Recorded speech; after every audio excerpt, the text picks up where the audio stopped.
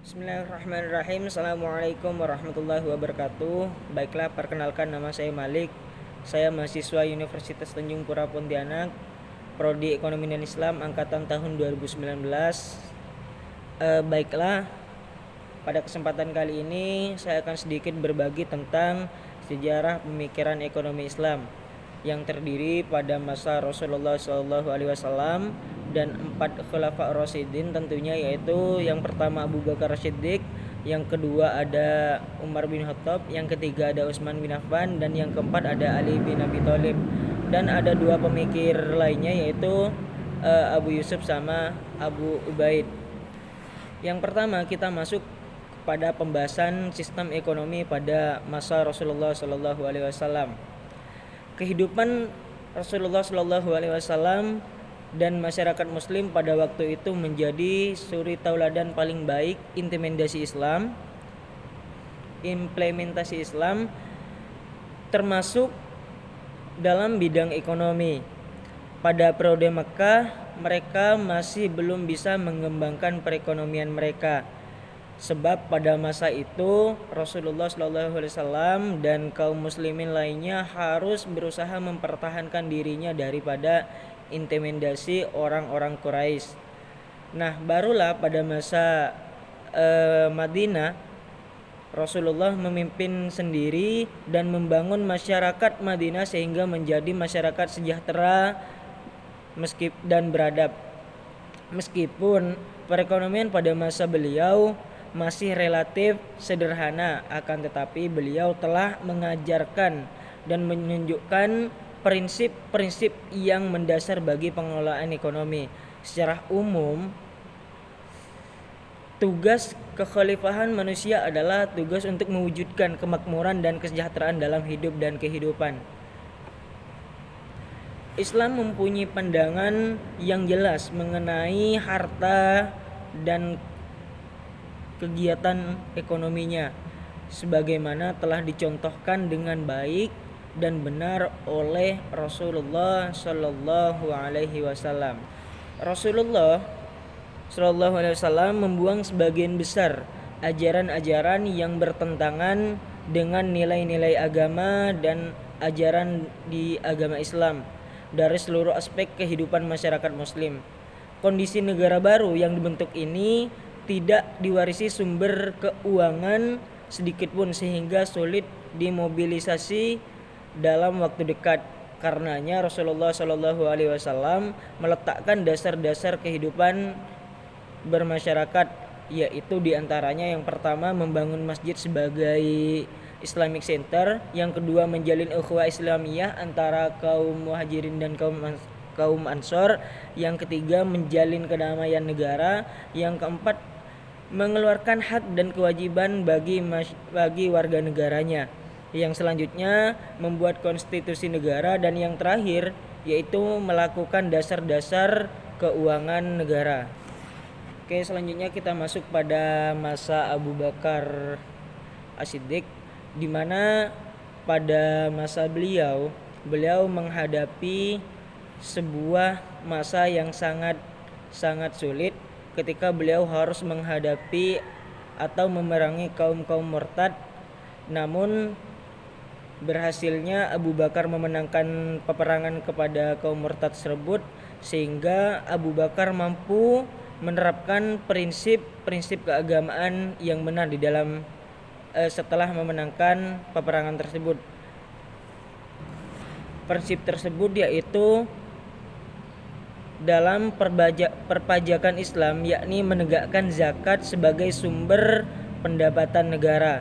Dalam pendistribusiannya, Abu Bakar tidak membeda-bedakan, dalam artian menyamaratakan antara sahabat yang terlebih dahulu memeluk agama Islam dengan orang yang baru memeluk agama Islam, dan menyamaratakan antara kaum laki-laki dan juga kaum perempuan. Dan kita masuk kepada sahabat yang selanjutnya, yaitu Umar bin Khattab, di mana pada masa beliau kurun waktu 10 tahun kepemimpinan, dan beliau berhasil melakukan ekspansi wilayah, di antaranya itu meliputi Jazirah Arab, sebagian wilayah kekuasaan Romawi yang terdiri dari Syiah, Palestina, dan Mesir, dan wilayah kerajaan Persia termasuk Irak. Dan setelah melakukan pertemuan antara pemuka, Sayyidina Umar bin Khattab memutuskan untuk tidak langsung menghabiskan harta yang berada di Baitul Mal, melainkan mengeluarkan secukupnya atau secara bertahap sesuai yang dibutuhkan oleh negara.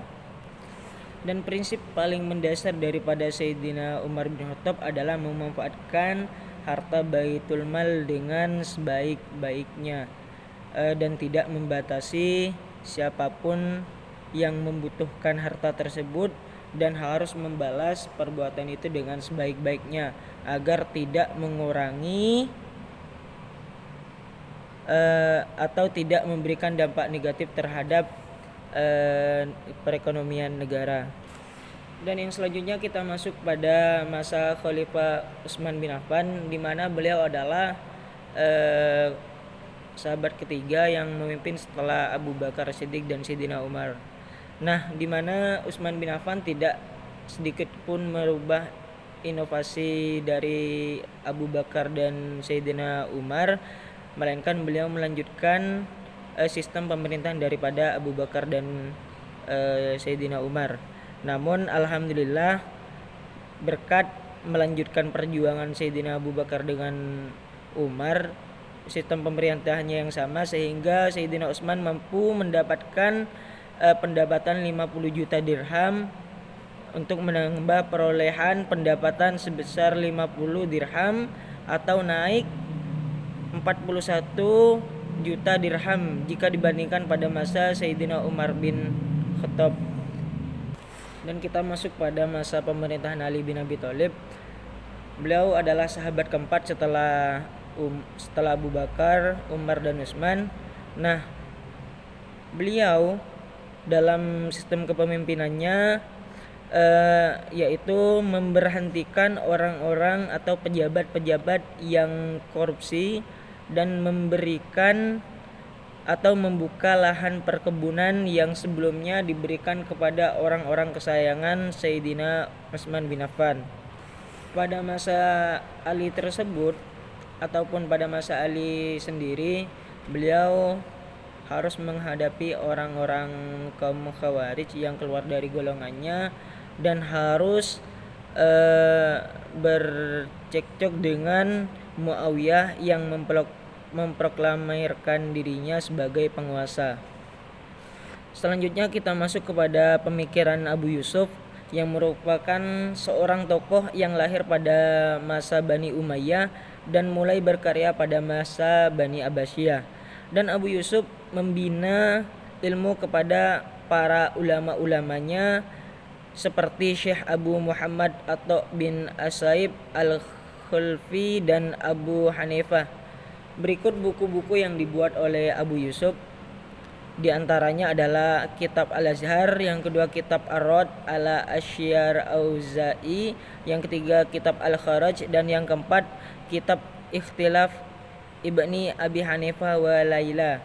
Nah, adapun yang menjadi keutamaan pemikiran beliau adalah keuangan publik sebagai mekanisme pengaturan tersebut dalam menentukan tingkat pajak agar terhindar dari resesi. Berikut beberapa sistem yang diterapkan oleh Abu Yusuf. Di antaranya yang pertama, mengganti sistem wazifah dengan sistem mukosomah atau sistem pemungutan pajak. Yang kedua, ada sistem pembangunan fleksibilitas sosial. Yang ketiga, membangun sistem ekonomi dan publik yang transparan, dan yang terakhir yaitu menciptakan sistem ekonomi yang otonom. Dan yang terakhir kita masuk pada pemikiran atau tokoh Abu Ubaid, Kitab Al-Amwal, di mana beliau membahas tentang keuangan publik negara dan dalam Islam seperti sumber pendapatan negara yang meliputi zakat, khumas, faidah. Selain itu membahas isu mengenai perpajakan, hukum pertahanan, hukum administrasi, dan juga hukum internasional. Pesan Abu Ubaid pada kitab ini adalah yang pertama, Negara harus menghindari segala kebijakan yang hanya menguntungkan salah satu kelompok dan merugikan kelompok lainnya. Dan yang kedua adalah salah satu kelompok dan kekayaan yang lain yang dimiliki diatur dalam dan dimanfaatkan untuk kepentingan bersama. Dan yang ketiga ialah mengawasi kepemilikan pribadi, tidak terjadi penyalahgunaan sehingga manfaat untuk masyarakat terganggu. Dan yang selanjutnya prinsip yang ditetapkan oleh Abu Ubaid yaitu prinsip keadilan dan berpihak pada kepentingan publik jika terjadi benturan dengan kepentingan pribadi, dan menegaskan kepada petugas pajak agar tidak menyiksa masyarakat dan kepada masyarakat agar menunaikan kewajibannya. Oke, sekian dari saya, semoga bermanfaat, kurang lebihnya mohon maaf. Assalamualaikum warahmatullahi wabarakatuh.